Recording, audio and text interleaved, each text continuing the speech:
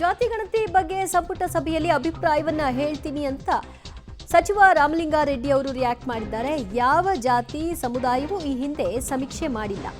ಎಷ್ಟು ಜನಸಂಖ್ಯೆ ಇದೆ ಅದು ಯಾರಿಗೂ ಕೂಡ ಗೊತ್ತಿಲ್ಲ, ಇಷ್ಟೇ ಇದೆ ಅನ್ನೋದು ಸ್ಪಷ್ಟವಾಗಿ.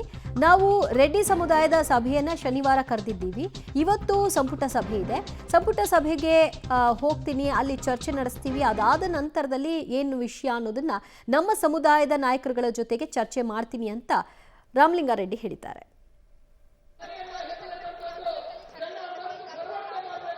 4 ಗಂಟೆಗೆ ಕ್ಯಾಬಿನೆಟ್ ಮೀಟಿಂಗ್ ಇದೆ. ಎಲ್ಲ ವರದಿ ಎಲ್ಲರಿಗೂ ಮಂತ್ರಿಗಳಿಗೆಲ್ಲ ಕೊಟ್ಟಿದ್ರು. ಎಲ್ಲ ಓದ್ಕೊಂಡು ಬರ್ತಾರೆ, ಅವರ ಅಭಿಪ್ರಾಯ ಹೇಳ್ತಾರೆ.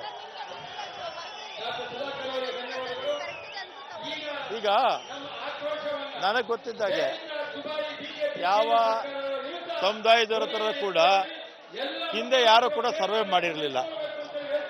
ನಮ್ಮ ಸಮುದಾಯ ಇರ್ಬೋದು, ಯಾವುದೇ ಸಮುದಾಯಗಳು ಆಕ್ಯುರೇಟ್ ಆಗಿ ಯಾವ್ಯಾವ ಸಮುದಾಯ ಎಷ್ಟಿದೆ ಅಂತ ಯಾರಿಗೂ ಗೊತ್ತಿಲ್ಲ.